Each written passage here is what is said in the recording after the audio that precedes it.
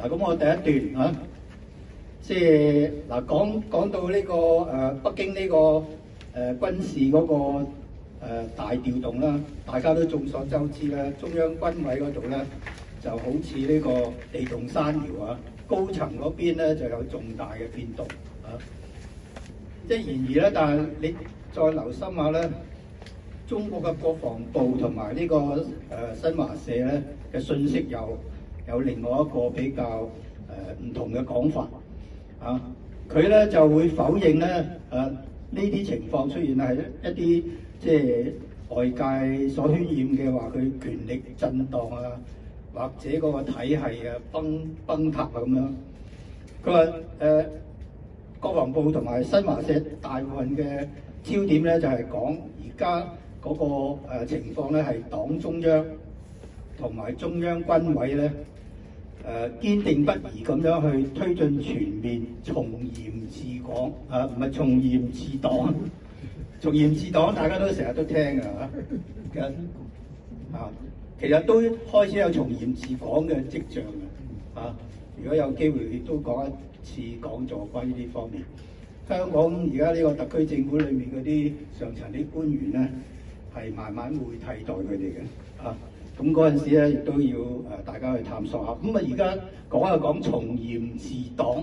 同埋從嚴治軍呢種中央嘅軍委呢個堅定不移嘅推進咧，係深入去治軍治黨，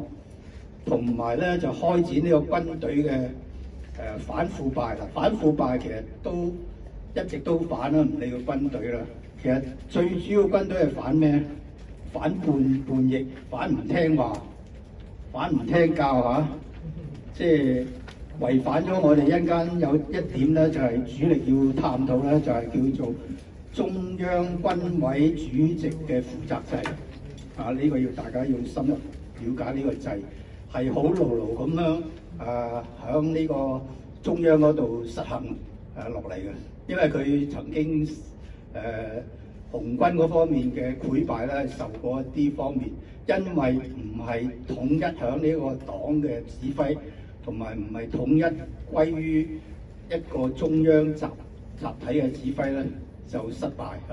包括係井岡山嗰次第5次反圍剿咧，係嗰次嘅失敗，咁有一個教訓。咁之後咧就有呢個叫做軍委主席嘅負責制。咁就係呢兩個方面嘅信息咧，即係新華社同埋國防部咧，仲講即係佢哋咁樣嘅最近呢一個咁嘅大動作啦，佢話有重大嘅成果添即係唔係話外界有時話即係就嚟唔掂啦。而家你成個軍委都散啦，成個軍隊都地動山搖啦咁樣。嗰個軍隊嗰個反腐咧，當然咧係始終係依法咁樣繼續推進啦，同埋各項嘅建設戰備嘅訓練同埋指揮防禦等等咧嘅，都係仍然係秩序井然嘅。即係照中央嘅表示就係、是，我哋呢方面都係秩序井然係運轉正常嘅。軍隊嘅整體嘅戰鬥力咧係持續提升添咁樣講，又唔存在任何所謂動盪崩塌呢個咁嘅現象。咁以上咧呢啲咁嘅講法咧，當然係嚟自中央嘅信息啦。咁當然咧，我哋絕對係相信咧，喺習近平主席治理之下咧，中央軍委咧最關注係咩？就係高層嘅反腐同埋即係嚴格咁去要高層去執行中央嘅軍令呢啲動作今次咁大咧，係有史以來咧係可以講係最嚴苛、最嚴肅，甚至咧係最嚴酷嘅。咁其實我哋仲要留意成日報道話反腐咧，其實唔單止喺軍隊嚟講係唔單止係講金錢嘅，最主要嗰個腐敗咧就係你軍隊下低唔聽笛，即係唔對口徑，啊，我哋中央政治局嘅決定咁樣，你就反為調翻轉，又話呢樣唔得，嗰樣唔可行，諸如此類好多嗰啲咁嘅唔絕對一致嗰、個聽從中央命令呢個咁嘅情況出現，咁所以先造成今次咁大嘅震盪啊！咁我哋需要知道咧，嚴厲咁嘅舉措咧，每一個特別係中國北京嘅政府咧，有呢啲咁嚴厲嘅舉措背後咧，往往係醖釀一個重大嘅部署嘅。咁我哋而家去探索佢背後有咩重大嘅部署，先會出現咁重大嘅變動，同埋呢個好似地動山搖咁樣。咁通常咧決策層咧對於某一個問題咧，如果持續有高度嘅重視啊，對於某一個問題有持續嘅高度重視，咁我哋知道而家中央對於邊個問題有絕對高度重視咧，我哋要了解。咁佢一定會需要採取強力嘅手段嚟到推動，咁以及去解決呢個問題啊！而且咧係涉及高層次嘅戰略目標添，同埋規劃。喺網上咧有唔少嘅評論咧，就指出近期我哋軍隊有重大嘅人事變動啦，係同中央要掌握乜嘢？就係我而家揭盅啦，就係要順利收回台灣嘅決心。呢點大家要留心，同埋要體驗到係呢一方面嘅問題有關聯度嘅。咁有關呢個中央嘅宣告咧，固然咧佢就唔會咁講即係直接啦嚇。我而家今次咁樣就係因為我要即係同收回台灣有關啊，佢唔係咁講啦，佢唔會咁講添。佢只會表示咧係針對咩咧？係針對咧按條例或者規章嘅制度去進行不定期嘅幹部調動啫。咁我哋係咁樣做緊啫。咁啊個總目標咧其實咧係不斷咁優化軍隊。我哋係不斷想優化軍隊同埋裝備同埋咧提高佢哋嘅作戰能力咁呢啲好正路同埋好正規嘅一種咁嘅宣告啊，北京嗰方面咁呢樣嘅表達咧，肯定係正確嘅咁樣表達。咁因為歷年來咧，軍隊嘅加強嘅建設咧，同埋牢固要去更加牢固、更加穩定咧，都蘊含住同呢一個對付台獨分裂以及種種外部勢力威脅同埋干涉咧係有關嘅。就另外咧就係推進國家統一啦，同埋保家衛國嘅戰略目標咧係一致嘅。咁就算係有大調動啦，都離唔開呢啲目標。咁要清楚呢方面啊。咁特別我哋要提出台灣個名嘴咧，叫做邱毅嘅。呢位邱毅博士咧，佢就係有獨特嘅睇法嘅。咁我要講一講，佢認為咧呢一次嘅調整咧係軍事上嘅鷹派路線當然係佢講嘅，中央就唔會咁講嘅。佢話鷹派嘅路線往前推，而家即係表示咗即係拉佢落嚟嗰啲咧都係台戰啊，或者怕去即係發動戰爭啊，或者咧係唔想即係去打場硬仗啊嗰啲咁嘅即係將領嘅心態咁就拖呢啲落嚟。所以邱毅咧就話呢一次咁嘅變動咧係鷹派路線嘅往前推，但係中方係唔會咁樣表述嘅。咁避免咗俾人誤會咧，就出現咗咩？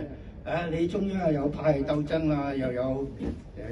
鷹派啊、鴿派啊，咁度大家互鬥啊咁。咁我哋咧就，但係又唔因為因此咧就話邱毅講得唔啱講錯嘅，你講錯嘅咁樣，因為中央都唔係咁講。因為邱毅嗰個重點咧係指呢一次嘅解放軍嘅人事大調動咧、大調整咧。係唔係咁單純，係咁常規嘅轉換其實係人都睇到，哇！呢次好似好獨特咁啊！即係唔會話好似常規啊或者好正常咁嘅轉換。咁實好多揣測啦咁尤其是嗰啲反共啊或者反中央、反華嘅勢力咧，更加走出嚟咧，就眾說紛紜啦，就話即係中央又不穩啊，又裏面有內鬥啊之類之類啦。咁但係咧，修慧咧就話呢個係黨中央係敢於決策同埋注重有效嘅實踐，所以咧就非常之願意另外一批較為年輕又懂得呢個作戰同埋作風有足夠強硬，以及更加進取以及有足夠信心嘅將領咧，去掌握翻關鍵嘅指揮層咁今次個指揮層好大部分都拉咗落嚟啦，大家都睇到啦。咁邱毅咧就其實佢係被視為台灣地區知名嘅統派嘅，即係佢主張台灣統一嘅，佢係統派嘅代表人物添。咁佢推論中國軍方咧，如果真係有呢個革副鼎新嘅決心咧，就更加符合佢嘅立場喎，即係同呢個統派嘅立場更加符合喎。咁佢咧就明確支持統一台灣嘅推進嘅，咁希望咧就即係呢方面唔好再推後啊，而且咧係要大幅提前添。咁佢睇到眼見咧嗰啲年輕嘅將領咧，將補上呢啲落馬嘅老將咧嘅空缺咧，就希望新血咧就更加有戰鬥力，有較少嘅歷史包袱。嗱，嗰啲老將咧就有歷史包袱，我陣間會講講點解佢哋會有呢啲表現會台前咧咁。當佢哋一致體會到現時咧，其實嗰啲比較少壯派咧嗰啲咧，就會體驗咧現時正係統一台灣嘅最佳嘅時機嚟嘅。佢哋咧就會更加果斷出手，咁對於台獨會零容忍添嘅但係反而嗰啲老將咧，而家對台獨唔係話完全零容忍啊，即係佢哋都覺得佢哋咩情有可原啊，或者佢哋有佢哋嘅背後嘅力量喺度支撐啊，我哋都唔好輕舉妄動啊，諸如此類咁講嘅。咁習近平聽埋啦，好似好哽耳啦咁對外部嘅干涉咧，呢啲少將派如果頂替咗嗰啲老一派嘅將領咧，就會更加唔妥協添嘅。咁無可疑問咧，就係會加快呢個統一嘅進程呢樣嘢大家要留意，就清除咗分裂土壤嘅有利嘅保證嘅條件咁按時機而論咧，邱毅咧就解讀咗中央嘅戰略決心，認為黨同埋中央對台獨已有更強硬嘅姿態，其實反為要即係對於備戰更加加倍力度，同埋更加對於台獨嗰方面咧有更加強硬嘅姿態添。唔係話而家我哋都就嚟冧啦，我哋就嚟唔掂啦，自己都內訌啦，咁我哋都立亂啦，咁更加開會啦，你點樣去集中團結力量去收復台灣啫？咁另外一個結論㗎啦，嗰個結論就係無了期收回台灣嗰個力度會更加即係值得好大嘅懷疑添啊！咁但係而家反而咧調翻轉有邱毅呢啲講法啦。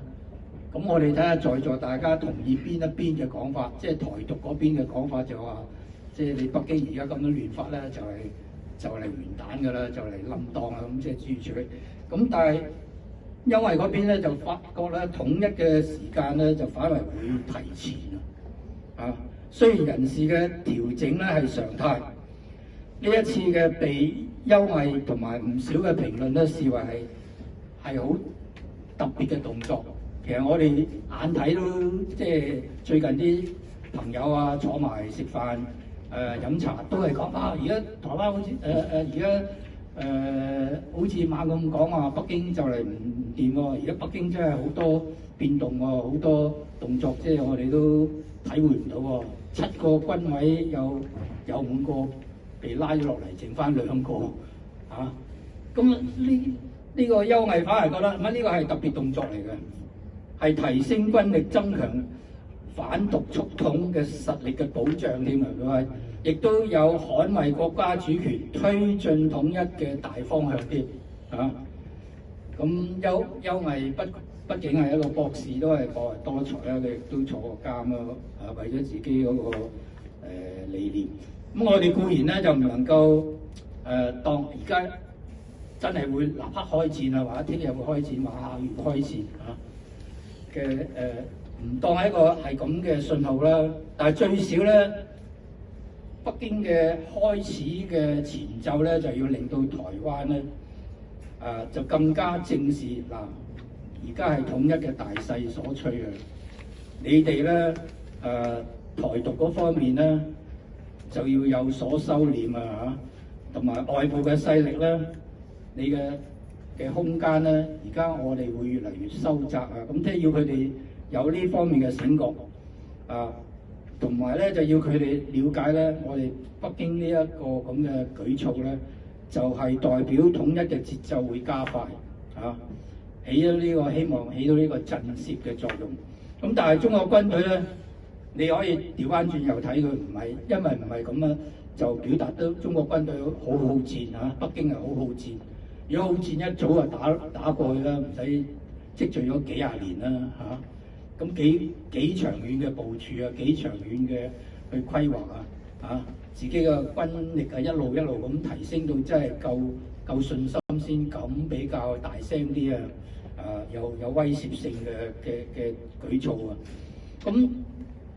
咁佢話即係統一嘅節奏係會加快，就希望起到呢些少嘅震懾嘅作用啊！咁我哋而家到咗呢個關鍵嘅時刻咧，軍方咧就一定要表現出咧係特別堅定同埋具有雷霆萬鈞嘅姿態啊！咁呢個咁嘅調整。